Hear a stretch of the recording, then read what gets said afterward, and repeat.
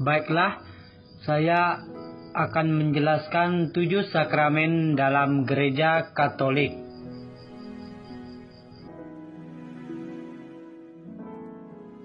Yang pertama kali, saya ingin menjelaskan tentang sakramen pembaptisan.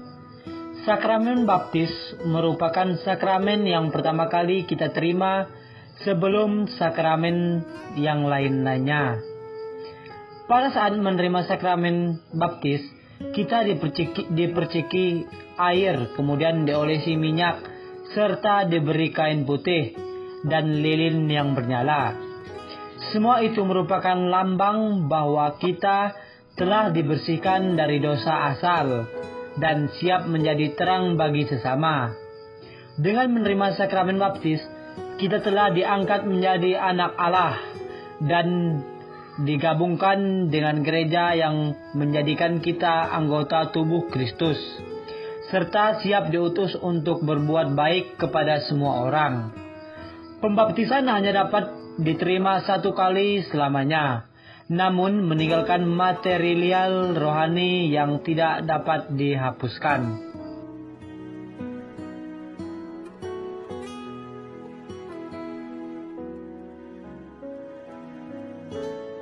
Berikutnya, sakramen Ekaristi. Kristus mengasihi gerejanya tanpa batas dengan memberikan tubuh dan darahnya sendiri kepada setiap anggota keluarganya di dalam perjamuan Ekaristi. Ekaristi merupakan penyempurnaan dari perjamuan Paskah Perjanjian Lama yang ditandai dengan kurban anak domba yang membebaskan orang-orang Israel dari maut. Dalam Ekaristi, Kristuslah anak domba Allah yang menjadi kurban untuk menghapus dosa-dosa kita. Dan karena itu kita memasuki perjanjian baru yang membebaskan kita dari kematian kekal. Perayaan syukur atas kasih Allah Bapa lewat pengorbanan Tuhan Yesus Kristus dirayakan setiap kali kita mengikuti misa atau sakramen Ekaristi. Pada saat Ekaristi, kita mengenang karya penyelamatan Yesus Kristus bagi manusia yang terjadi melalui wafat dan kebangkitannya.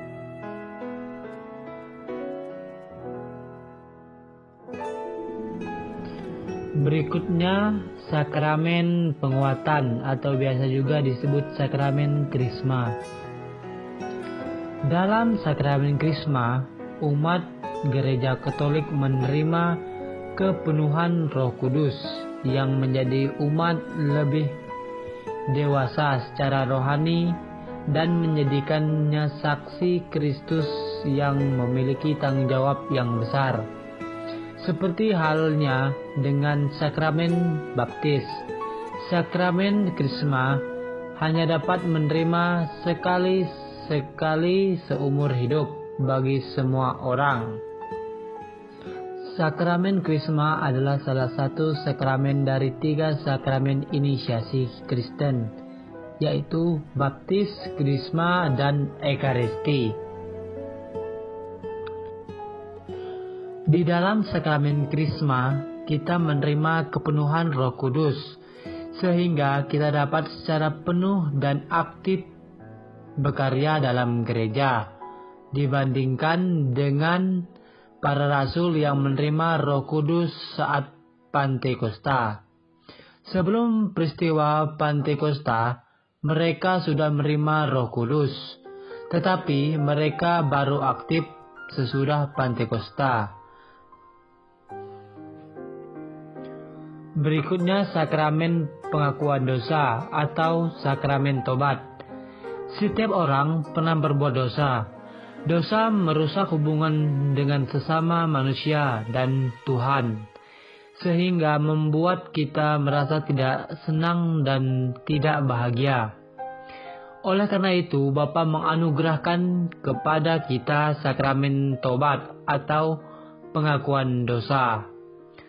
Pada sakramen ini, kita mengaku dosa-dosa kita kepada imam, karena Yesus Kristus sendiri telah memberi kuasa kepada imamnya untuk melepas umatnya dari dosa setelah kebangkitannya. Melalui sakramen tobat kita menerima pengampunan dosa dari Allah Bapa, beserta rahmat yang dapat membantu kita untuk menolak godaan dosa di waktu yang akan mendatang, sehingga menjadikan hidup kita lebih damai. Berikutnya, sakramen urapan orang sakit, atau biasa juga disebut sakramen pengurapan orang sakit. Alkitab mengatakan agar jika kita sakit, maka baiklah kita memanggil penatua gereja untuk mendoakan dan mengurapi kita dengan minyak di dalam nama Tuhan. Dan doa yang didoakan dengan iman ini akan menyelamatkan kita yang sakit dan mengampuni dosa kita. Oleh karena itu, sakramen urapan orang sakit ini tidak hanya dimaksudkan untuk menguatkan kita di waktu sakit, tetapi juga untuk membersihkan jiwa kita dari dosa dan mempersiapkan kita untuk bertemu dengan Tuhan. Selanjutnya, sakramen tabisan, atau bisa disebut juga sakramen imaman. Para imam merupakan seorang yang dipanggil secara khusus oleh Tuhan Yesus untuk menjawab panggilan Tuhan Yesus tersebut, maka mereka harus mengikuti pendidikan di sekolah seminari menengah tinggi serta menjalani masa orientasi di pastoral di tengah umat. Setelah menyelesaikan tahapan pendidikan tersebut, maka mereka ditabiskan oleh uskup untuk menjadi seorang imam. Pada saat ditabiskan, itulah mereka menerima sakramen imaman dengan mengucapkan janji untuk taat kepada pemimpin gereja Katolik, untuk hidup miskin dan selibat, yaitu tidak menikah. Yang terakhir yaitu sakramen pernikahan atau sakramen perkawinan. Sebagian besar orang dipanggil untuk kehidupan berumah tangga. Melalui sakramen perkawinan, Tuhan memberikan rahmat yang khusus kepada pasangan yang menikah untuk menghadapi macam-macam tantangan yang akan timbul, terutama sehubung dengan membesarkan anak dan mendidik mereka untuk menjadi para pengikut Yesus yang sejati. Dalam sakramen perkawinan terdapat 3 pihak yang dilibatkan, yaitu mempelai pria, mempelai wanita, dan